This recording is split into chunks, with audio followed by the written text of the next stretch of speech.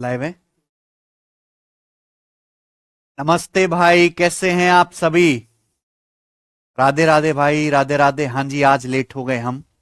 चलो।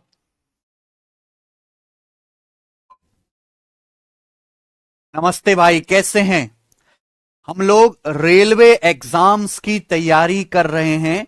मैंने आपको पूरा परसेंटेज पढ़ा दिया है, मैंने आपको पूरा रेशियो पढ़ा दिया है। और आज की क्लास में मेरे दोस्तों हम करने वाले हैं प्रॉफिट एंड लॉस, लाभ और हानि। ठीक है। आज की क्लास में हम प्रॉफिट एंड लॉस, लाभ और हानि पढ़ने वाले हैं। ठीक है बच्चों, मैंने पूरी शीट बना के चैप्टर की रेडी करवा दी है। मैंने प्रॉफिट लॉस की शीट अपलोड करा दी है, मैंने डिस्काउंट की शीट अपलोड करा दी है, मैंने डिसऑनेस्ट शॉपकीपर, बेईमान दुकानदार की शीट भी अपलोड करा दी है। ठीक है, मैंने कंप्लीट शीट जो है अपलोड करा दी है। अब हम प्यारे दोस्तों इसके आगे जो चैप्टर पढ़ने वाले हैं वो है प्रॉफिट एंड लॉस, लाभ और हानि।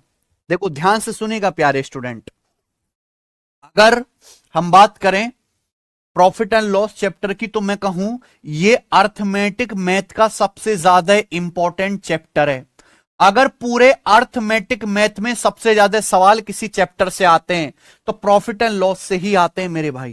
ठीक है बच्चों, इस चैप्टर के लिए प्यारे दोस्तों मैं आपको एक शीट कराऊंगा प्रॉफिट लॉस की, एक शीट।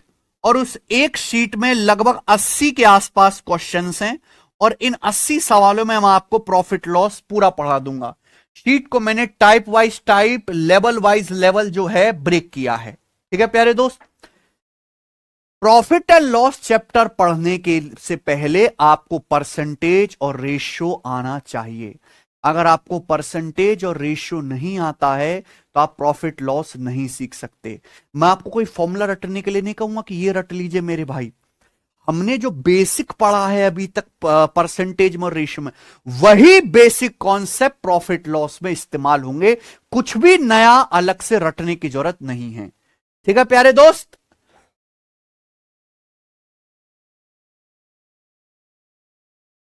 ठीक है। तो सब बच्चे पढ़ने के लिए तैयार हैं? प्रॉफिट एंड लॉस पूरे मन से खुश होकर चैप्टर पढ़ना है, क्योंकि आप ये बात जान लीजिए कि अर्थमेटिक मैथ का सबसे ज्यादा इंपॉर्टेंट चैप्टर यही है, लाभ और हानि, प्रॉफिट एंड लॉस। इसको पढ़ने में बहुत मजा भी आएगा। मेरे पढ़ाने का तरीका बिल्कुल अलग है, मैं एकदम कंसेप्चुअली पढ़ाता हूं। अगर कोई टाइप इंपॉर्टेंट है तो मैं उस पर ज्यादा सवाल कराऊंगा, अगर कोई टाइप कम इंपॉर्टेंट है तो मेरे भाई मैं उसी के हिसाब से उस पर सवाल कराऊंगा। लेवल वाइज लेवल पे पढ़ाऊंगा, कोई भी चीज मैं छोड़ूंगा नहीं। इतना पढ़ा दूंगा कि अगर कोई बच्चा शीट एक बार कर ले, अच्छे से रिवीजन कर ले क्लास का, तो रेलवे के वो सारे सवाल कर लेगा। मैं हमेशा ये कहता हूं कि भैया अच्छे से क्लास में जो भी पढ़ाया जाए सारी शीट सॉल्व कर लो, उसके बाद आपके पास समय बचता है तो मॉक टेस्ट लगाओ। बीच की सारी प्रिपरेशन खत्म। मैं ये नहीं कहता कि आप जबरदस्ती प्रीवियस ईयर की किताब लगाओ, भाई आप तो ये भी करो, आप तो मैं आपको अलग से पीडीएफ भी दे रहा हूं ये भी सॉल्व करो। नहीं, मैं आपको अलग से घर पे कोई काम नहीं दे रहा। जो मैं क्लास में पढ़ा रहा हूं वो मोर देन सफिशिएंट। और मैं इसलिए ऐसा दावे के साथ कहता हूं कि मैं हर एक टाइप क्लास में करवाता हूं। समय थोड़ा ज्यादा लगता है पर छोड़ता कुछ भी नहीं। ठीक है बच्चों। हम्म, चलिए शुरू करते हैं आज की क्लास। सबसे पहले मेरे दोस्तों ध्यान से सुनेगा, मैं आपको कॉन्सेप्ट समझाता हूं। इस तरीके से मैंने पूरे चैप्टर की कॉन्सेप्ट की पीपीटी बनवा ली है। ठीक है, तो पहले मैं आपको कॉन्सेप्ट समझाऊंगा, उसके बाद प्यारे दोस्तों हम उस पर टाइप वाइज टाइप सवाल करवाएंगे। ठीक है जी, आ जाइए सबसे पहले कॉन्सेप्ट समझते हैं। पहली बात, कॉस्ट प्राइस। पहली बात मेरे प्यार भी, पहले शब्द समझिए कि भैया पहले परिभाषा समझिए, उसी के बाद तो आप सवालों को कर पाएंगे। कॉस्ट प्राइस शॉर्ट में क्या कहते हैं प्यारे दोस्तों? इसको सीपी। कॉस्ट प्राइस शॉर्ट में क्या कहते हैं? सीपी। इसका दूसरा नाम है परचेज प्राइस। क्या बोलते हैं बच्चों इसे? Purchase price. हिंदी में क्रय मूल्य, खरीद मूल्य या फिर लागत मूल्य। सबसे बढ़िया क्या नाम है बच्चों? लागत मूल्य। ध्यान से सुनिएगा, ये सारे कुछ एक ही नाम है, ये सारे नाम एक ही हैं प्यारे बच्चों। Cost price, cost price short में क्या कहते हैं बच्चों? सीपी। हिंदी में क्रिय मूल्य, खरीद मूल्य या लागत मूल्य। इसका दूसरा एक नाम और है परचेज प्राइस। क्या होता है परचेज प्राइस? देखो नाम में लागत मूल्य, किसी वस्तु को खरीदने में आपका जो टोटल खर्चा आता है, किसी वस्तु को खरीदने में आपका जो टोटल खर्चा आता है वो उस वस्तु की लागत मूल्य या कॉस्ट प्राइस कहलाता है। सबको समझ में? किसी वस्तु को दुकान से खरीद के अपने घर तक लाने में आपको जो टोटल खर्चा आता है वो उस वस्तु का खरीद मूल्य या लागत मूल्य कहलाता है। मान लीजिए मैं आपको एग्जांपल समझाता हूं। आपको टीवी देखने का शौक है, आप दुकान में गए और आप टीवी खरीद के लाए। आपने 35,000 रुपए का शोरूम से टीवी खरीदा। कितने का टीवी खरीदा? 35,000 रुपए का आपने टीवी खरीदा, ठीक है ना। अब टीवी बहुत बड़ा है, टीवी को आप रिक्शा में घर पे से लेके आए, रिक्शा वाले को आपने 2,000 भाड़ा दिया। कितना भाड़ा दिया रिक्शा वाले को? 2,000 भाड़ा दिया। फिर टीवी में चित्र देखने के लिए, फिल्म देखने के लिए आपको एंटीना डिश टीवी भी लगवाना है। आपने डिश टीवी वाले को 3,000 रुपए दिया टीवी का केबल लगवाने के लिए, यानी कि तब आप टीवी देख पाए। तो आपका टोटल खर्चा कितना हुआ? 40,000 रुपए। कितना खर्चा हुआ टोटल? 40,000 रुपए। ये क्या है? ये टीवी का कॉस्ट प्राइस या क्रिय मूल्य या लागत मूल्य। समझ में आया? तो किसी वस्तु को खरीदने में जो टोटल लागत आती है वही क्या है? उसका लागत मूल्य कहलाता है। क्लियर है? इसको इंग्लिश में कॉस्ट प्राइस या शॉर्ट में सीपी कहते हैं। ठीक है भाई, आगे चलते हैं। ऐसा इससे बेसिक तो नहीं है? हैं? सब कुछ लिखा हुआ है? अरे घोंचो, तुम्हें कुछ समझ आवे कबाड़ो की नहीं? तो शीट एंड मॉक लगा रहा हूं, बहुत बढ़िया। हाँ जी प्रिया, जितना हम करा रहे हैं उतना देश में कोई नहीं करवाता। जो मैं करा रहा हूं मोर देन सफिशिएंट है। देखो मेरी तुम्हारे से कोई उम्मीद नहीं है, मुझे तुम पे एक धेले का भरोसा नहीं है, मैं तुम्हारे ऊपर कोई काम नहीं छोड़ता, सब कुछ मैं ही पढ़ाता हूं, मुझे तुम पे 2 कौड़ी का भरोसा नहीं है। बस मैं आपसे एक उम्मीद करता हूं कि आप मेरी क्लास में बताएगी एक एक बात को तसल्ली से पढ़ लें, और कृपया जिस भी आप एग्जाम की तैयारी कर रहे हो उसके प्रीवियस ईयर के मॉक टेस्ट लगा लें। That's it. ठीक है ना? बस इतनी उम्मीद मैं करता हूं। मेरी बच्चे से एक ही उम्मीद है कि बच्चा प्रीवियस ईयर के मॉक टेस्ट खुद से लगा ले, क्योंकि वो टीचर नहीं लगवा सकता, वो खुद करना है। बाकी जो मैं क्लास में जो चैप्टर पढ़ा दे वो सर्वोत्तम है, उससे बाहर कुछ नहीं आएगा। ठीक है जी, चलिए। तो सबको समझ में आया कॉस्ट प्राइस या खरीद मूल्य या लागत मूल्य क्या होता है? किसी वस्तु को खरीदने में जो टोटल पैसा खर्च होता है वो क्या होता है भैया? लागत मूल्य कहलाता। अब एक बात बताइए, आप कोई वस्तु खरीदते हो तो अपने घर में थोड़ा ना रखोगे। मान लो आप एक व्यापारी हो, व्यापारी का काम क्या होता है? चाइना से सस्ती वस्तु खरीदना और भारत में लाके बेचना। तो आप किसी वस्तु को जिस दाम में बेचते हो, आप किसी वस्तु को जिस दाम में बेचते हो वो क्या कहलाता है? उस वस्तु का सेलिंग प्राइस। क्लियर है? Selling price. शॉर्ट में क्या कहते हैं बच्चों? हम इसे एसपी, शॉर्ट में क्या कहते हैं? एसपी। हिंदी में इसका नाम है विक्रय मूल्य या बिक्री मूल्य। विक्रय मूल्य या बिक्री मूल्य। तो कॉस्ट प्राइस समझ में आया? एक वस्तु को खरीदने में कुल आया खर्चा या लागत क्या कहलाता है? कॉस्ट प्राइस कहलाता है। आप किसी वस्तु को किस दाम में बेचते हो वो क्या कहलाता है? उस वस्तु का सेलिंग प्राइस कहलाता है। क्लियर है? मुझे लगता है सबको मेरी बात समझ में आ गई है। अब आगे समझिए। अगर आप एक व्यापारी हो, किसी वस्तु को खरीद के बेचोगे तो आपको फायदा भी हो सकता है, नुकसान भी हो सकता है। समझ में आया ना? फायदा कब होगा, नुकसान कब होगा? ध्यान से सुनेगा मेरे भाई, सब बच्चे ध्यान से सुनेगा, सारे कॉन्सेप्ट यहां पे लिखे हुए हैं। अगर वस्तु का सेलिंग प्राइस कॉस्ट प्राइस से ज्यादा है, अगर किसी वस्तु का सेलिंग प्राइस कॉस्ट प्राइस से ज्यादा है, अगर विक्रय मूल्य क्रय मूल्य से ज्यादा है, तो वस्तु को बेचने से आपको हमेशा क्या होगा बच्चों? प्रॉफिट होगा। क्या होगा? प्रॉफिट होगा। समझ में आया बच्चे? आप बोलोगे हां जी सर। अगर किसी वस्तु का सेलिंग प्राइस कॉस्ट प्राइस से ज्यादा है, समझ में आया बच्चों, तो आपको उस वस्तु को बेचने से हमेशा क्या होगा? प्रॉफिट होगा। क्लियर है? मान लीजिए। और प्रॉफिट क्या होता है? प्रॉफिट या हिंदी में लाभ होता है selling price minus cost price. Profit या लाभ बराबर होता है selling price minus cost price, विक्रय मूल्य माइनस क्रिय मूल्य, विक्रय मूल्य माइनस क्रिय मूल्य। जैसे ये पेन मैं चाइना से खरीद के लाया 5 रुपए का। ये पेन हम चाइना से खरीद के लाए 5 रुपए का, यानी कि इस पेन का लागत मूल्य कितना है? 5 रुपए। कितना बच्चों? 5 रुपए।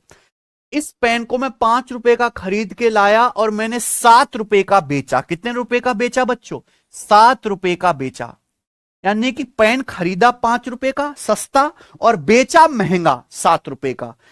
5 रुपए का आप ये पेन खरीद के लाए, आपने 7 रुपए का पेन बेचा, तो आपकी पॉकेट में 2 रुपए बच जाएंगे, आपकी जेब में 2 रुपए बच जाएंगे कि नहीं? तो जो 2 रुपए आपकी पॉकेट में एक्स्ट्रा बच गया, वही क्या है? आपका लाभ। लाभ का मतलब कोई व्यापार करने पे, कोई लेन देन करने पे आपकी जेब में जो पैसा मुनाफे के तौर पर बचता है, वही क्या कहलाता है? लाभ। प्रॉफिट कब होगा? प्रॉफिट तभी होगा जब वस्तु का सेलिंग प्राइस कॉस्ट प्राइस से ज्यादा हो, यानी कि वस्तु कम दाम की खरीदकर ज्यादा दाम में बेची जाए। किसी वस्तु पर लाभ तभी संभव है जब वस्तु कम दाम की सस्ती खरीदकर उससे ज्यादा दाम की बेची जाए। क्लियर है? आप बोलोगे हां जी सर बिल्कुल सही, ठीक है ना? कोई दिक्कत नहीं दीपू?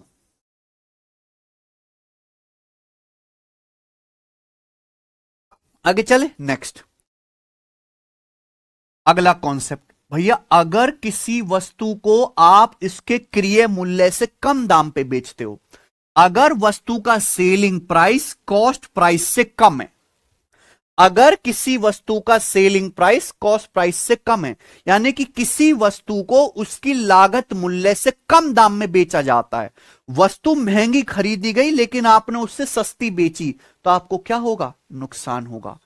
क्या हो जाएगा बेटा? लॉस होगा। लॉस या हिंदी में क्या क्या कहते हैं? हानि। लॉस क्या होता है? Cost price minus selling price. Loss क्या होता है बच्चों? Cost price minus selling price. Example के लिए मान लीजिए मैं ये पेन खरीद के लाया 5 रुपए का। मैं ये पेन खरीद के लाया मेरे दोस्तों संघाई से 5 रुपए का, और मैंने ये पेन 4 रुपए का बेचा। तो मैं खरीद के तो 5 रुपए का लाया था, कॉस्ट प्राइस कितना था? 5 रुपए, लेकिन मैंने पेन बेचा कितने का? कुल 4 रुपए का। यानी कि पेन खरीदा महंगा था, बेचा सस्ते में, तो मुझे क्या हो जाएगा? 1 रुपए का नुकसान। खरीदा 5 रुपए का था, बेचा 4 रुपए का, 1 रुपया मेरी जेब से चला गया, तो यानी कि मुझे 1 रुपए का क्या हो गया प्यारे दोस्तों? लॉस हो गया। क्लियर है? तो लॉस कब होगा? लॉस तब होगा जब वस्तु का बिक्री मूल्य क्रय मूल्य से कम हो। लाभ कब होगा? जब बिक्री मूल्य क्रय मूल्य से ज्यादा हो। ठीक है ना? अगर सेलिंग प्राइस कॉस्ट प्राइस से ज्यादा है तो आपको प्रॉफिट होगा। प्रॉफिट क्या होता है? Selling price minus cost price.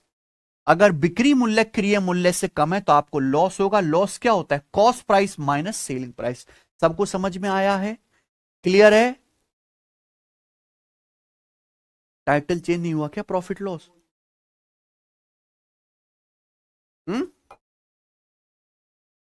ठीक है बच्चों, ये प्रॉफिट एंड लॉस चैप्टर पढ़ रहे हैं हम। प्रॉफिट एंड लॉस, लाभ और हानि। क्लियर है? आगे चलते हैं प्यारे दोस्तों। नेक्स्ट अगला कंसेप्ट। अगला कॉन्सेप्ट है प्यारे भाई कि अगर सेलिंग प्राइस कॉस्ट प्राइस के बराबर है, अगर सेलिंग प्राइस कॉस्ट प्राइस के बराबर है, ऐसा भी तो हो सकता है कि हम वस्तु को जितने रुपए में खरीद के लाए हमने वापस उतने रुपए में ही बेच दिया। अगर हम किसी वस्तु को जिस दाम में खरीद के लाते हैं वापस उसी दाम में बेच देते हैं, तो उस केस में ना तो हमें कोई प्रॉफिट होगा, नाइदर प्रॉफिट नॉर लॉस, ना हमें कोई हानि होगी। समझ में है ना? अगर सेलिंग प्राइस कॉस्ट प्राइस के बराबर है तो मेरे प्यारे भाई उस अवस्था में ना तो हमें वस्तु की बिक्री से कोई लाभ होगा और ना ही कोई हानि होगी। समझ में आया प्यारे दोस्तों? आप बोलोगे हां जी सर बिल्कुल सही, कोई दिक्कत नहीं। मान लीजिए कि ये पेन आप 5 रुपए का खरीद के लाते हो, ठीक है बच्चों, और आप इस पेन को 5 रुपए का ही बेच देते हो, तो आपके पॉकेट में कुछ आया? कुछ पॉकेट से गया? नहीं, नील बटे सन्नाटा रहे, तो क्या होगा? ना लाभ ना हानि। तो मेरे भाई मुझे लगता है सबको समझ में आ गया है। किसी वस्तु को बेचने से लाभ तभी होगा जब सेलिंग प्राइस कॉस्ट प्राइस से ज्यादा है। प्रॉफिट क्या होगा? Selling price minus cost price. अगर सेलिंग प्राइस कॉस्ट प्राइस से कम है तो आपको बेचने से लॉस होगा। लॉस क्या होता है? CP minus SP. अगर वस्तु का क्रय मूल्य बिक्री मूल्य के बराबर है, वस्तु जिस दाम में खरीदी उसी दाम में आपने बेच दी, तो बेचने से ना तो आपको कोई लाभ होगा ना ही कोई हानि होगी। No profit no loss. अरे समझ आ गया भाई? क्या आप लोगों को मेरी ये बात समझ में आ गई है? हाँ या ना? मैं ऐसे पढ़ा रहा हूं कि आप पहली फेल बालक हैं। ठीक है सोनू भाई, सोनू।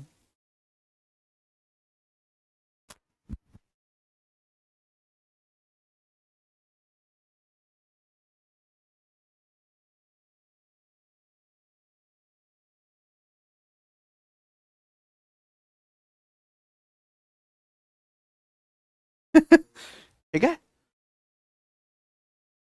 सब कुछ समझ में आ गई है? अब ध्यान से सुनेगा मेरे भाई। आप अगर ये कहने लगो कि मैं ये पेन चाइना से 5 रुपए का खरीद के लाया हूं और 7 रुपए का बेचता हूं, तो मार्केट में जितने विरोधी चोट्टा लोग हैं सब लोगों को पता लग जाएगा, सबकी नजर, गंदी नजर लग जाएगी ना।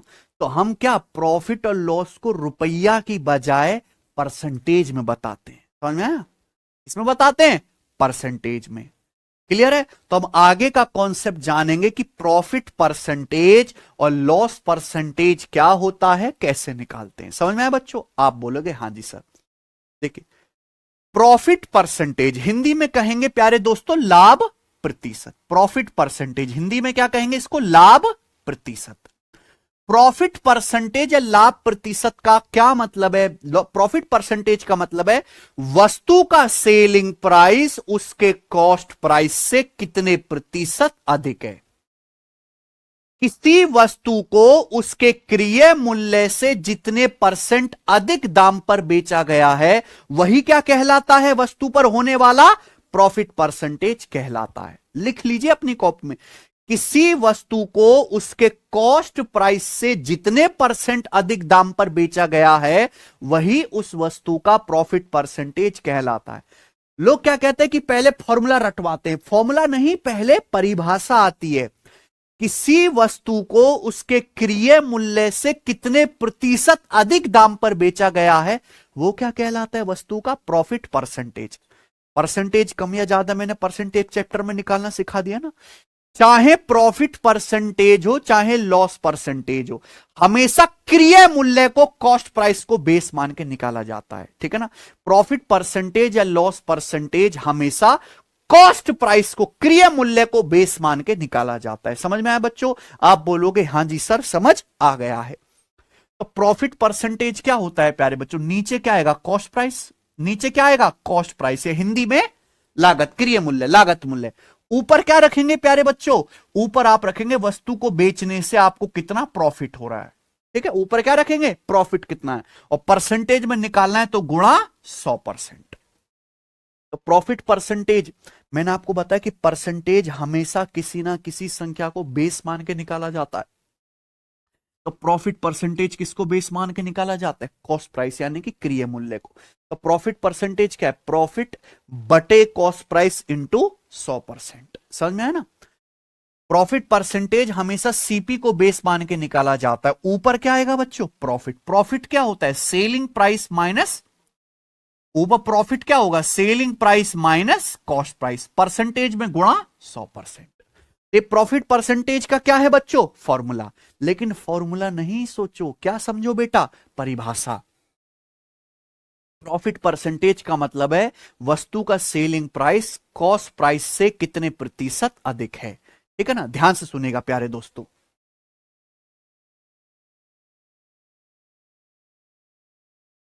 Selling price is how much percent more than cost price, it's called profit percentage.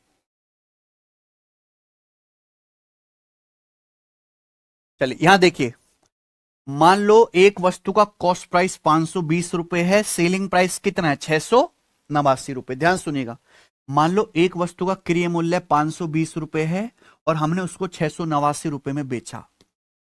सब बच्चे ध्यान सुनेंगे, मान लो एक वस्तु का लागत मूल्य 520 रुपए, हमने उस वस्तु को कितने रुपए में बेचा? 689 रुपए में बेचा। तो इस वस्तु को बेचने से आपको कितने परसेंट का प्रॉफिट हुआ?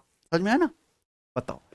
एक वस्तु का लागत मूल्य 520 रुपए, हमने 689 रुपए में बेचा, तो आपको बताइए कितना लाभ हुआ? 689 में से क्या करो, 520 घटाएंगे, 689 में से 520 घटाओ, कितना आया? 169। यानी कि वस्तु पर आपको 169 का प्रॉफिट हुआ। यानी कि सेलिंग प्राइस कॉस्ट प्राइस से कितना ज्यादा है? 169 ज्यादा है। सेलिंग प्राइस कॉस्ट प्राइस से कितना रुपए ज्यादा है? 169 रुपए ज्यादा है। आपको वस्तु पर 169 रुपए का प्रॉफिट हुआ। परसेंटेज में कितना प्रॉफिट हुआ आप बताओ? सेलिंग प्राइस कॉस्ट प्राइस से कितने परसेंट ज्यादा है? तो बेस क्या आएगा? Cost price. बेस क्या आएगा? Cost price. कितना है? 520। परसेंटेज में कितना? गुणा 100%। परसेंटेज में कितना? इंटू 100%। क्या आपको मेरी बात समझ में आ गई है? किसी को कोई समस्या? आप बोलोगे जी सर।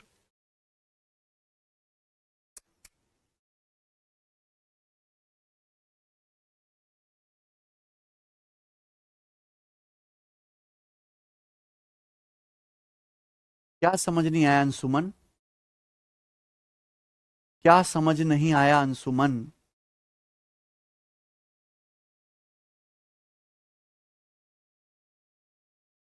प्रॉफिट परसेंटेज मतलब किसी वस्तु का सेलिंग प्राइस उसके कॉस्ट प्राइस से कितने प्रतिशत अधिक है।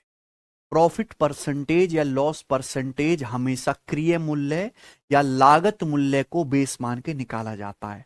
प्रॉफिट परसेंटेज मतलब नीचे क्या आएगा? हमेशा कॉस्ट प्राइस, ऊपर क्या? वस्तु पे कितने रुपए का प्रॉफिट हुआ, परसेंटेज में कितना, गुणा 100%। ठीक है ना? मान लीजिए सारा मैं अपनी मर्जी से एग्जांपल ले रहा हूं आपको समझाने के लिए। माना एक वस्तु का लागत मूल्य 520 रुपए है, हमने इस वस्तु को 689 रुपए में बेचा। मैं आपसे पूछ रहा हूं इस वस्तु को बेचने से कितने परसेंट का प्रॉफिट हुआ। तो आप इसका मतलब समझ रहे? इस बात का इनडायरेक्टली मतलब यह कि 689 रुपए की वैल्यू 520 रुपए से कितना प्रतिशत अधिक है। प्रॉफिट परसेंटेज का मतलब क्या है? सेलिंग प्राइस 689 रुपए 520 रुपए से कितने प्रतिशत ज्यादा है। तो 520 रुपए का सामान 689 में बेचा तो कितना प्रॉफिट हुआ? 169 का प्रॉफिट हुआ। कितने पर? 520 रुपए पर। लागत मूल्य कितना है? 520 रुपए। परसेंटेज में कितना? गुणा 100%। तो देखिए एक जीरो से एक जीरो कट जाएगा, कट जाएगा ना। फिर किससे जाएगा? 13 से। 13 से 169, 13 बार, 13 चौका 52, 2 से कट जाएगा, 2 पंजे 10 और 2 दूनी 4। तो कितना आ गया? 13 पंजे 65। 65 को 2 से भाग देंगे तो 32.5%। यानी कि आपको 32.5% का प्रॉफिट होगा। क्लियर है? क्या आपको मेरी बात समझ में आ गई है? कितना प्रॉफिट होगा? 32.5%। ठीक है ना? अगर किसी बच्चे ने परसेंटेज नहीं पढ़ा है अच्छे से तो वो ये बात भी नहीं समझेगा। क्लियर है ना? ये मैंने आपको कैलकुलेशन करके बताया, ध्यान से सुनेगा। बिल्कुल इस बात को ऐसे भी कर सकते हैं कि अगर आपको प्रॉफिट परसेंटेज निकालना है तो देखो परसेंटेज भी एक तरह का रेशियो ही तो होता है। भाई मैं आपके सामने लिखता हूं 40% और मैं इसको फ्रैक्शन में क्या लिखूंगा? 2/5। 2/5 क्या ऐसे लिखा हुआ है? रेशियो में। और 40 किस में लिखा हुआ है? परसेंटेज में। समझ में आया ना बच्चों? तो अगर आपको प्रॉफिट परसेंटेज निकालना है तो दूसरा तरीका यह है कि कॉस्ट प्राइस और सेलिंग प्राइस का क्या ले लीजिए? रेशियो ले लीजिए। क्या ले लो? रेशियो। सीपीएसपी का क्या ले लीजिए बच्चों? रेशियो। सीपीएसपी का रेशियो ले लीजिए। भाई वस्तु का लागत मूल्य कितना है? 520 रुपए। हमने वस्तु को कितने में बेचा? 689 में बेचा। बताओ ये किससे कट रहा है स्टूडेंट? 13 से। कि 52 में क्या आता है? 13। 13 से कटना चाहिए, 13 चौका 52। बताओ 13 से काटेंगे कितनी बार जाएगा? 13 पंजे 65 और 3, 13 तिया 13 से कट गया। यानी कि सीपी से एसपी का रेशियो कितना है? 40 रेशियो। यानी कि अल्टीमेटली 40 का सामान कितने में बिका?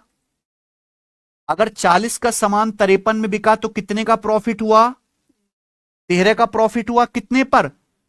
40 के सीपी पर। यानी कि प्रॉफिट कितना है? 13/40। ये किस में बच्चों? फ्रैक्शन में। 13/40 किस में? फ्रैक्शन में। परसेंटेज में क्या होगा, मैंने आपको बताया परसेंटेज चैप्टर में कि 1/40 कितना होता है, 1/40 होता है 2.5%। ये 13/40 है, तो 13/40 की परसेंटेज वैल्यू क्या होगी, 13 से गुणा। तो 13 गुणा ढाई कितना आएगा, 13 गुणा ढाई आएगा 26 और 6.5, 26 में 6.5 जोड़ेंगे 32.5%। तो 32.5% देखो सेम आ गया ना बच्चों, क्या आ गया आपका, प्रॉफिट आ गया। समझ में है ना।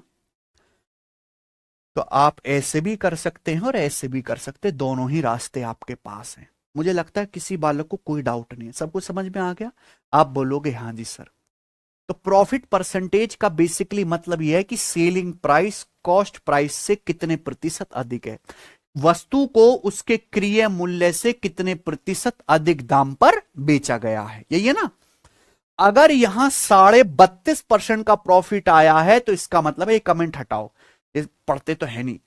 अगर प्रॉफिट 32.5% का आया है, इसका मतलब सेलिंग प्राइस जो है वो कॉस्ट प्राइस 520 से 32.5% ज्यादा है।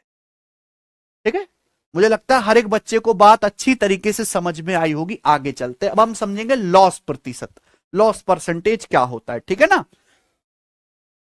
देखो जिंदगी क्या है, लाभ हानि तो है, नफा नुकसान जिंदगी में लगा रहता है। किसी वस्तु को बेचने से प्रॉफिट भी हो सकता है, लॉस भी। प्रॉफिट हो रहा है तो हम क्या निकालेंगे, प्रॉफिट परसेंटेज। लॉस हो रहा है तो हम क्या निकालेंगे, लॉस परसेंटेज। लॉस कुछ भी नई चीज नहीं है, लॉस क्या होता है, निगेटिव प्रॉफिट। लॉस क्या होता है, निगेटिव प्रॉफिट। प्रॉफिट मतलब पॉजिटिव, लॉस मतलब निगेटिव। तो चाहे प्रॉफिट परसेंटेज हो चाहे लॉस परसेंटेज हो, हमेशा किसको बेस मान के निकाला जाता है, लागत मूल्य को, सीपी को। तो लॉस प्रतिशत हिंदी में क्या कहेंगे हम इसे, हानि प्रतिशत। तो लॉस प्रतिशत किसको बेस मान के निकाला जाएगा, कॉस्ट प्राइस को, लागत मूल्य को, सीपी को, है ना। तो लॉस प्रतिशत क्या होता है मेरे भाई, नीचे क्या आएगा, कॉस्ट प्राइस, नीचे क्या आएगा, कॉस्ट प्राइस। ऊपर क्या आएगा मेरे प्यारे भी, लॉस कितना है। ऊपर क्या है, वस्तु पे लॉस कितना है। परसेंटेज में निकालना है तो गुणा 100%। तो लॉस परसेंटेज का मतलब है वस्तु पर होने वाला लॉस बटे कॉस्ट प्राइस गुणा 100%। ठीक है ना। तो लॉस परसेंटेज किसको बेस मान के निकाला जाता है, सीपी को। लॉस हालांकि होता क्या है, लॉस होता है सीपी माइनस एसपी। लॉस क्या होता है, cost price minus selling price. तो ये लॉस की जगह क्या रख देंगे, cost price minus selling price बटे सीपी आएगा, परसेंटेज में गुणा 100%, परसेंटेज में गुणा 100%। ठीक है ना। एग्जाम्पल से समझते हैं। मान लीजिए एक वस्तु का लागत मूल्य 375 रुपए है और आपने इस वस्तु को 240 रुपए में बेचा। 375 रुपए का सामान 240 रुपए में बिका, सस्ते में बिक रहा है। यहां अगर आप ध्यान से देखेंगे तो वस्तु की लागत मूल्य उसके बिक्री मूल्य से ज्यादा है, यानी कि वस्तु को बेचने पर क्या होगा, लॉस। ठीक है ना। तो मैं आपसे पूछ रहा हूं वस्तु को बेचने पर कितने परसेंट का लॉस होगा। ठीक है बच्चे, ध्यान सुनेगा। अगर 375 रुपए का सामान 240 रुपए में बिका, तो 375 से 240 कितना कम है, 135 कम है। तो वस्तु पे 135 रुपए का क्या हुआ बच्चों, लॉस। आप कहोगे सर आपने माइनस साइन लगाया, लॉस होता है तो मैं माइनस लगाता हूं। आप देखो प्रॉफिट हो रहा तो मैंने कौन सा साइन लगाया, प्लस का। तो प्रॉफिट होता है तो हम प्लस साइन लगाएंगे। आएगी ना बात समझ में। आप बोलोगे जी सर बिल्कुल सही। 375 का सामान 240 रुपए में बिका, 135 रुपए कम में बिका, तो 135 रुपए का क्या हुआ, आपको लॉस हुआ। कितने रुपए पर प्यारे बच्चों, कितने रुपए पर, 375 रुपए के सीपी पर, 375 रुपए के सीपी पर ही आ गया। तो बटे 375, क्लियर है। या परसेंटेज में निकालना है तो इंटू 100%, परसेंटेज में निकालना है तो गुणा 100%। मुझे लगता है समझ में आया। इससे चला जाएगा 25 चौका 100, तो 25 एकम 25 और 12, 25 पंजे 115 से 135 चला जाएगा 9 बार, 15 निम्मा 135 है ना। तो क्या आ जाएगा, 9 चौक 36%। तो वस्तु को बेचने से आपको 36% क्या हो रहा है, लॉस। क्लियर है भाई।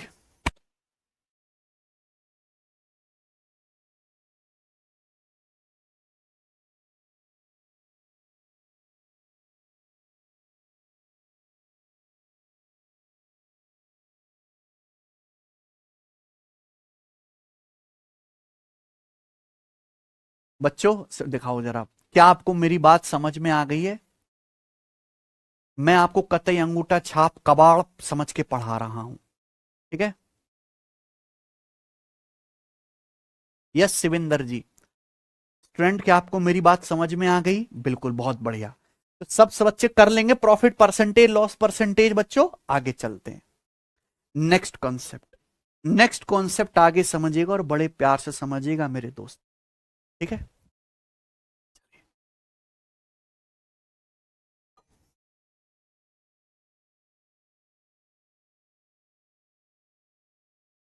सब बच्चे मेरी बात ध्यान से सुनेगा दोस्त, सब बच्चे हमारी बात ध्यान से सुने।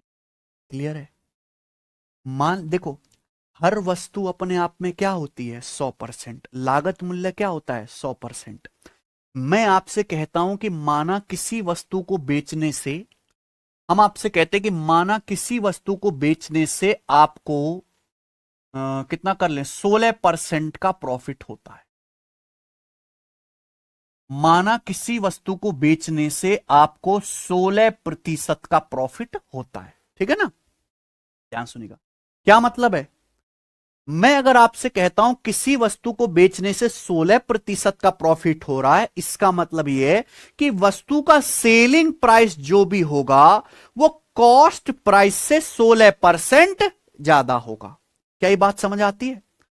हम आपसे कहते हैं कि किसी वस्तु को बेचने से आपको 16% प्रॉफिट होता है, इसका मतलब प्रॉफिट की परिभाषा पे जाओ। प्रॉफिट का मतलब है सेलिंग प्राइस कॉस्ट प्राइस से कितने प्रतिशत ज्यादा है।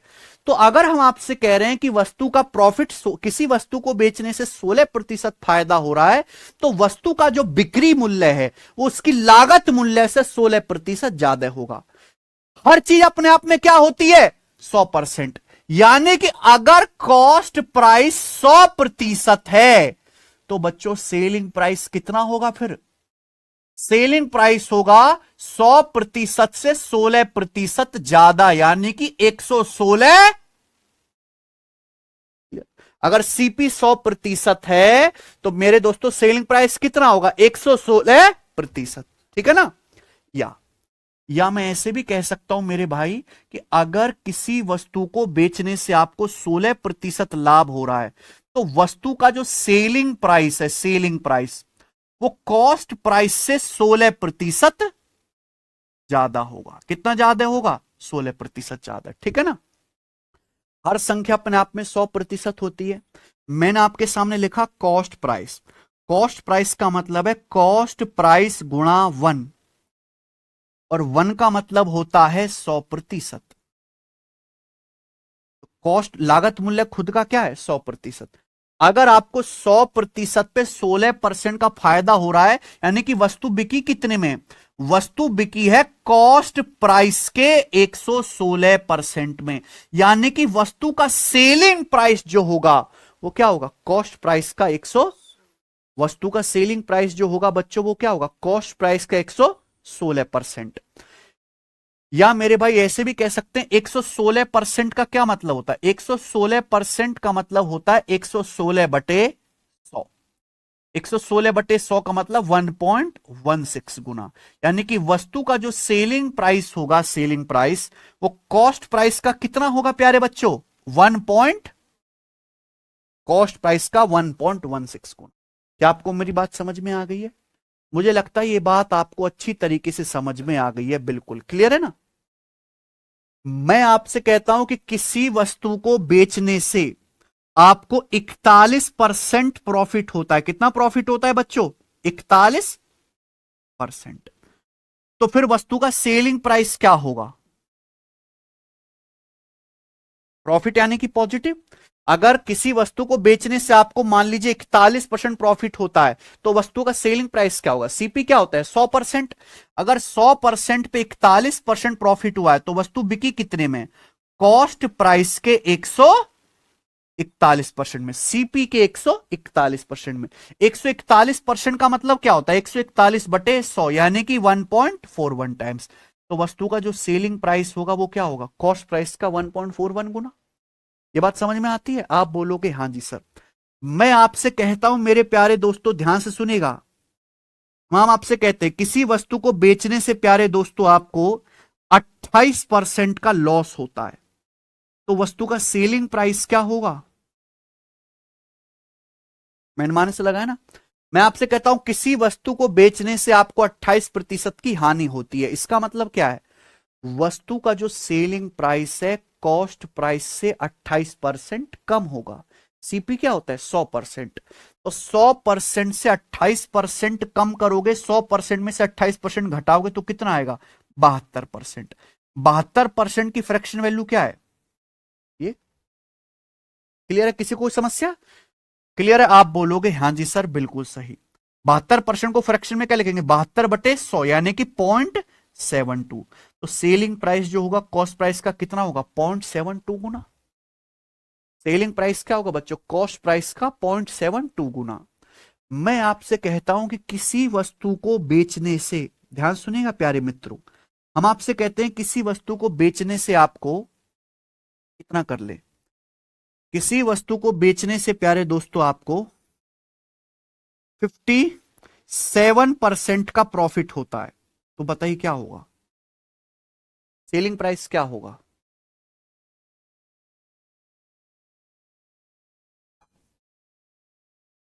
अगर सीपी 100% है, 100% पे 57% प्रॉफिट हुआ, तो सामान बिका कितने में? कॉस्ट प्राइस के 157% में। 157% को डायरेक्ट आप क्या लिखोगे? 1.57। तो सेलिंग प्राइस क्या होगा? कॉस्ट प्राइस का 1.57 गुना। अगर किसी बच्चे को यह बात समझ में नहीं आए तो जाके परसेंटेज पढ़ो, ठीक है? मैंने परसेंटेज में आपको पढ़ाया है मल्टीप्लाइंग फैक्टर, मल्टीप्लाइंग फैक्टर पढ़ा है ना, वहां से आपको ये बात समझनी है। क्लियर है? चलिए आगे चलते हैं बच्चे, नेक्स्ट।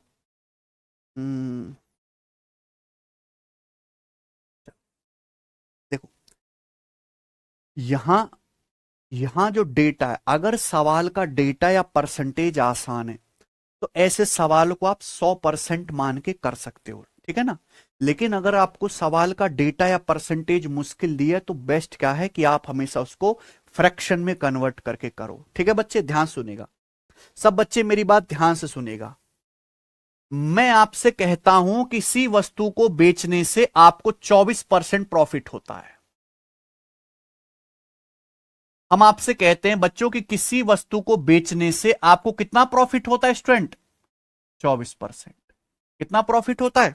24%। तो क्या मतलब है बच्चों इस बात का?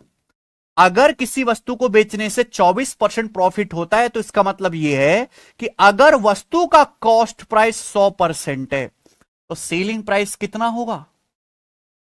अगर सीपी 100% है तो 100% पे आपको 24% का प्रॉफिट है, तो वस्तु का सेलिंग प्राइस कितना होगा? 124। आसान है भाई, परसेंटेज आसान है। अगर इसी को रेशियो में लिखना हो भाई कि सीपीएसपी का रेशियो क्या होगा, ध्यान सुनिएगा। वस्तु को बेचने से बच्चों आपको प्रॉफिट कितना हो रहा है? 24%। मुझे बताओ 24% की फ्रैक्शन वैल्यू क्या होती है? 4%, 1/25। 4% का 6 गुना है 24%। तो 24% की फ्रैक्शन वैल्यू क्या होती है? 24% की फ्रैक्शन वैल्यू होती है 6/25। 24% की फ्रैक्शन वैल्यू 6/25। क्लियर है? 24% की फ्रैक्शन वैल्यू 6/25 है, तो ये बटे 25 क्या है? बेस। बटे 25 क्या है? बेस। और आपको पता है चाहे प्रॉफिट परसेंटेज हो चाहे लॉस परसेंटेज हो, वो हमेशा कॉस्ट प्राइस को बेस मान के निकाला जाता है। किसको? हमेशा सीपी को बेस मान के निकाला जाता है। यानी कि अगर किसी वस्तु का कॉस्ट प्राइस 25 यूनिट है, अगर किसी वस्तु का कॉस्ट प्राइस 25 यूनिट है, ध्यान सुनिएगा, अगर किसी वस्तु का कॉस्ट प्राइस 25 यूनिट है ना, अगर किसी वस्तु का लागत मूल्य 25 यूनिट है तो 25 का 24% ही 6 के बराबर होता है। 25 का 24% ही 6 के बराबर होता है। 25 का 24% बताओ क्या आएगा? 25 का 24% आएगा बेटा 6। 25 गुणा 24 600%। 600% यानी कि 6। अगर किसी वस्तु का कॉस्ट प्राइस 25 यूनिट है तो आपको प्रॉफिट कितना है? 24%। तो 25 का 24% ही 6 के बराबर है, यानी कि उस वस्तु पे प्रॉफिट कितना है? 6 यूनिट। वस्तु पे प्रॉफिट कितना है बच्चों? 6 यूनिट। क्लियर है आपको मेरी बात समझ में आई? अगर वस्तु का सीपी 25 है तो 25 पे आपको कितना प्रॉफिट हो रहा है? 24%। 25 का मतलब गुणा 25 का 24% ही 6 के बराबर है, जो ऊपर लिखा होता है। यानी कि वस्तु का अगर सीपी 25 है तो 25 पे 6 का प्रॉफिट हुआ। अगर वस्तु का लागत मूल्य 25 है तो आपको उस पे 6 का प्रॉफिट हुआ, तो वस्तु का सेलिंग प्राइस कितना होगा? 25 प्लस 6 31। यानी कि सीपी से एसपी का रेशियो कितना आएगा? सीपी से एसपी का रेशियो आएगा 25:31। सीपी से एसपी का रेशियो कितना आएगा? 25 रेशियो, सीपी से एसपी का रेशियो 25:31। ये किस में लिखा हुआ है मेरे दोस्तों? परसेंटेज में। और ये किस में लिखा हुआ है मेरे प्यारे दोस्तों? रेशियो में। क्लियर है ना? अगर आप देखोगे ना, अगर किसी वस्तु पर बेचने से 24% प्रॉफिट हो रहा है, सीपी 100%, सेलिंग प्राइस 124%, 4 से काटोगे 100 कितनी बार कट जाएगा? 4 से 124 कितनी बार कट जाएगा? तो देखो 25:31 ही आ जाएगा रेशियो लेने पर। 25:31 ही आ जाएगा कि नहीं? आप बोलोगे हाँ जी सर। तो मैं कहना चाह रहा हूं कि अगर सवाल का डेटा आसान है तो सवाल को परसेंटेज में भी सॉल्व कर सकते हो और रेशियो में भी सॉल्व कर सकते हो। सवाल को परसेंटेज में भी सॉल्व कर सकते हो और रेशियो में भी सॉल्व कर सकते हो। सबको मेरी बात समझ में आ गई है? आप बोलोगे हाँ जी सर बिल्कुल सही। एक और एग्जांपल ले लेता हूं। लेकिन मान लीजिए प्यारे दोस्तों, कोई सवाल ऐसा आ जाता है, किसी वस्तु को बेचने से आपको 28.56% का प्रॉफिट होता है। कितना प्रॉफिट है? 28.56%। किसी वस्तु को बेचने से आपको कितना प्रॉफिट होता है? 28.56%। तो ये बेटा ऐसी परसेंटेज है जिसको 100% मान के करोगे तो कैलकुलेशन बहुत बढ़ जाएगी, लेकिन इसकी फ्रैक्शन बहुत आसानी से बन जाएगी। तो फिर इस सवाल को हम कैसे करेंगे अगर ऐसा कुछ आएगा फ्रैक्शन में? 28.56% की फ्रैक्शन वैल्यू क्या होती है? मैंने आपको बताया 14.28% 1/7। तो 28.56% की फ्रैक्शन वैल्यू क्या आ जाएगी? 28.56% की फ्रैक्शन वैल्यू आ जाएगी 2/7। 2/7। यानी कि मैं कह सकता हूं, यहां मैं लिख रहा हूं सीपी, यहां क्या लिख रहा हूं बच्चों? एसपी। यहां सीपी, यहां एसपी। अगर किसी वस्तु का कॉस्ट प्राइस, ये नीचे क्या होता है बेटा? बेस। बेस क्या होता है हमेशा? सीपी। अगर किसी वस्तु का कॉस्ट प्राइस 7 यूनिट है तो 7 का 28.56% ही 2 यूनिट के बराबर है। यानी कि उस वस्तु में प्रॉफिट कितने का है? 2 यूनिट का प्रॉफिट है। समझ में आया? 7 का 28.56% ही 2 के बराबर होता है। यानी कि अगर वस्तु का कॉस्ट प्राइस 7 यूनिट है तो आपको इस पे 2 यूनिट का प्रॉफिट होगा, तो सेलिंग प्राइस कितना आएगा? 9। तो सीपी से एसपी का रेशियो क्या आ जाएगा? 7:9। सीपी से एसपी का रेशियो कितना आ जाएगा? 7:9। तो यहां आपकी कैलकुलेशन रेशियो में ही आसान होगी। हम आपको यही समझाना चाहते हैं कि अगर डेटा आसान है तो सवाल 100% में भी सॉल्व कर सकते हो और रेशियो से भी। लेकिन अगर मुश्किल है तो पहले उसको फ्रैक्शन में बदलिए और रेशियो में ही आपको सॉल्व करना है। क्या हमारी बात समझ में आ गई है? बताओ है बच्चों, किसी बालक को कोई डाउट यहां तक? ठीक है ना? आगे चले। बताओ एक एक चीज क्लियर हो रही है कि नहीं? मैंने कोई रटने के लिए कहा कि रट लेना, सब कुछ कॉन्सेप्ट से समझना है। आगे मैं आपसे कहता हूं, मान लीजिए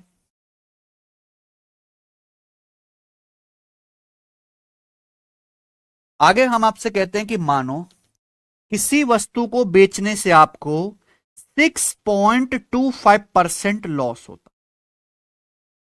माना किसी वस्तु को बेचने से आपको कितना लॉस होता है? 6.25% लॉस होता है। तो मुझे बताइए उस वस्तु के सीपी और एसपी का रेशियो क्या होगा? ठीक है ना? माना किसी वस्तु को बेचने से आपको कितना लॉस होता है? 6.25% का लॉस होता है। तो सीपी एसपी का रेशियो क्या होगा? तो 6.25% टिपिकल सड़ी हुई परसेंटेज है, लेकिन इसकी फ्रैक्शन आसान है, सबको पता है 6.25% की फ्रैक्शन वैल्यू 1/16। अब आप कहोगे सर आपने हम माइनस क्यों लगाया है, क्या हो रहा है बेटा, प्रॉफिट है तो पॉजिटिव, लॉस है तो नेगेटिव, प्रॉफिट है तो पॉजिटिव, लॉस है तो नेगेटिव।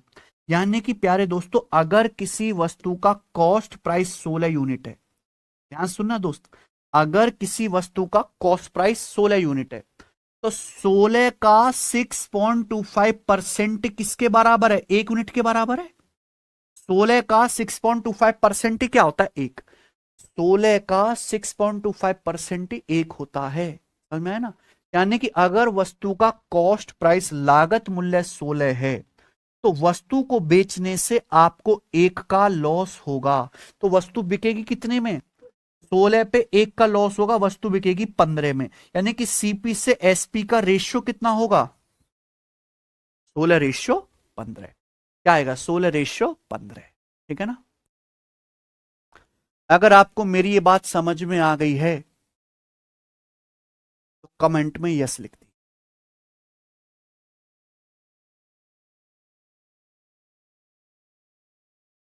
ठीक है,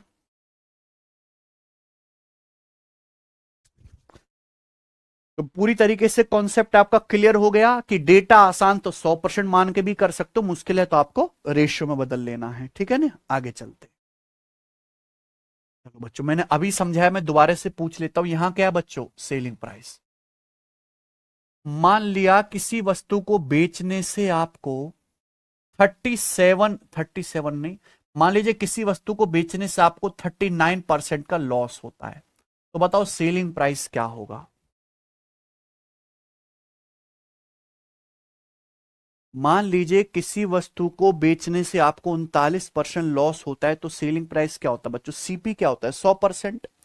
अगर 100% पे 39% लॉस होगा तो सामान बिकेगा कितने में, 100 में से 39 घटाइए 61% में, सामान कॉस्ट प्राइस के 61% में बिकेगा कि नहीं बिकेगा, ठीक है ना।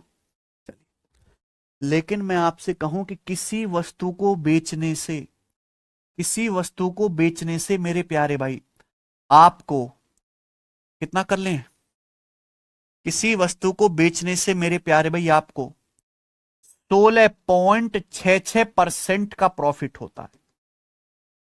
किसी वस्तु को बेचने से आपको 16.66% का प्रॉफिट होता है, तो बताओ वस्तु का सेलिंग प्राइस क्या होगा।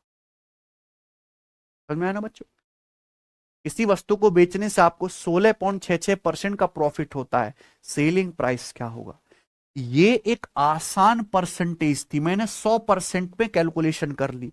ये एक मुश्किल परसेंटेज है, तो इसको किस में कन्वर्ट करोगे, फ्रैक्शन में। 16.66% की फ्रैक्शन वैल्यू क्या होती है, 16.66% की फ्रैक्शन वैल्यू क्या होती है, 1/6।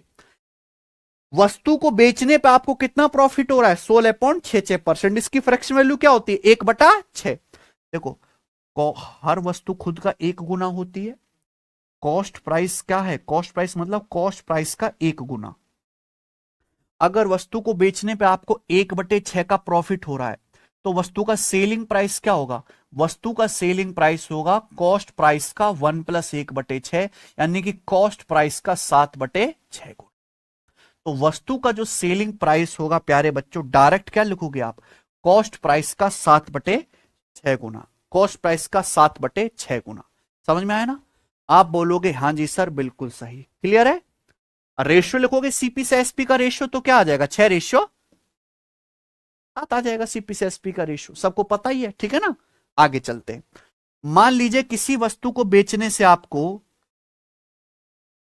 किसी वस्तु को बेचने से आपको मान लीजिए क्या कर लें भाई, 11.11% का लॉस होता है। कितना, 11.11%। तो आप बताओ वस्तु का सेलिंग प्राइस क्या होगा।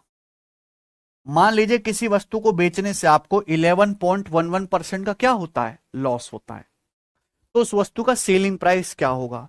मैं आपको पहले ही बता रहा हूं कि अगर आपने परसेंटेज अच्छे से नहीं पढ़ा है तो इस चैप्टर को भी बिल्कुल ना पढ़ें, छोड़ दें। जैसे आपने परसेंटेज को इग्नोर किया वैसे ये भी इग्नोर कर दो, पूरा अर्थमेटिक इग्नोर कर दो। प्रॉफिट लॉस पढ़ने के लिए परसेंटेज बहुत अच्छे से आना चाहिए। परसेंटेज की मैंने 15 क्लास ली है। एक्चुअली परसेंटेज की शुरू की 4 क्लास तो मैंने केवल बेसिक समझाया है। क्या समझाया? कैलकुलेशन। वो 4 क्लास आपका तो इंटरेस्ट था नहीं पढ़ने में। सवाल करें, सवाल करें। जो शुरू की परसेंटेज की 4 क्लास मैंने पढ़ाई हैं, वही अर्थमेटिक की सबसे जरूरी 4 क्लास हैं। समझ में आया ना बच्चे? लेकिन ये बच्चे को समझाए कौन?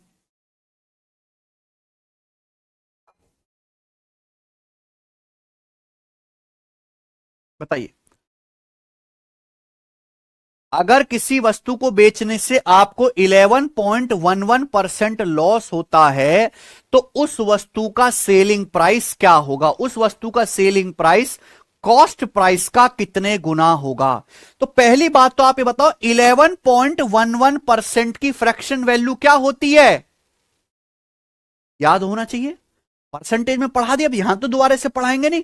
11.11% की फ्रैक्शन वैल्यू होती है 1/9। 11.11% की फ्रैक्शन वैल्यू 1/9। तो किस वस्तु को बेचने से आपको कितना लॉस हो रहा है? 1/9। देखो, अगर डेटा आसान है तो 100%, और डेटा मुश्किल है तो 100% या 1 एक ही बात है। यहां मैंने फ्रैक्शन में बदल लिया। 11.11% की फ्रैक्शन वैल्यू क्या होती है? 1/9। 1/9 होती है। यानी कि वस्तु को बेचने से आपको कितना 1/9 का लॉस होगा। तो वस्तु बिकेगी कितनी? 1 माइनस 1/9। भाई ये वस्तु का कॉस्ट प्राइस है। वस्तु पे कितना लॉस हो रहा है? 1/9। कॉस्ट प्राइस का 1/9 लॉस हो रहा है, तो वस्तु बिकेगी कितने में? यहां पे कॉस्ट प्राइस कॉमन ले लेंगे, तो 1 माइनस 1/9 कितना आ जाएगा? 8 क्या 8/9 नहीं आ गया है कि नहीं? तो क्या आप डायरेक्ट नहीं लिख सकते कि भैया हर संख्या खुद का 1 गुना होती है? आपको 1 पे 1/9 का लॉस हुआ। 1 पे 1/9 का लॉस हुआ, तो बिकी कितनी? 1 माइनस 1/9 यानी कि 8/9 में। तो वस्तु का जो सेलिंग प्राइस होगा वो कॉस्ट प्राइस का 8/9 गुना होगा। क्या आपको मेरी बात समझ में आ गई है? क्लियर है? इसकी शीट अपलोड नहीं हुई है क्या?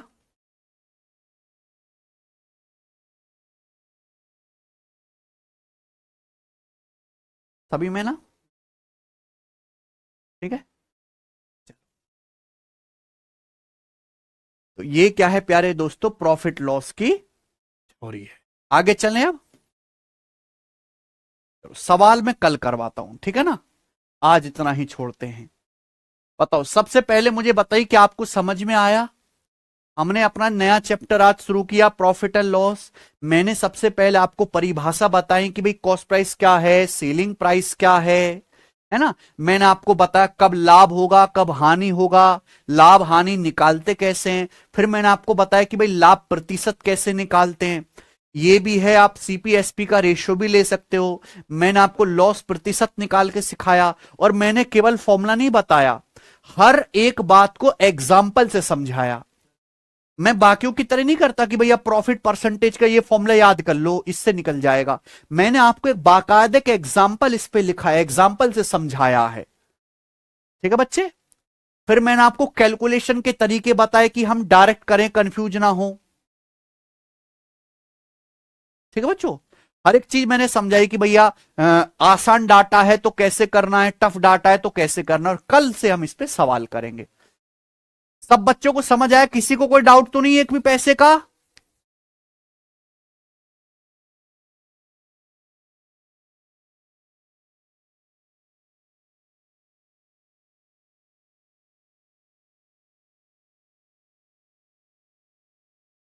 मजा आ गया?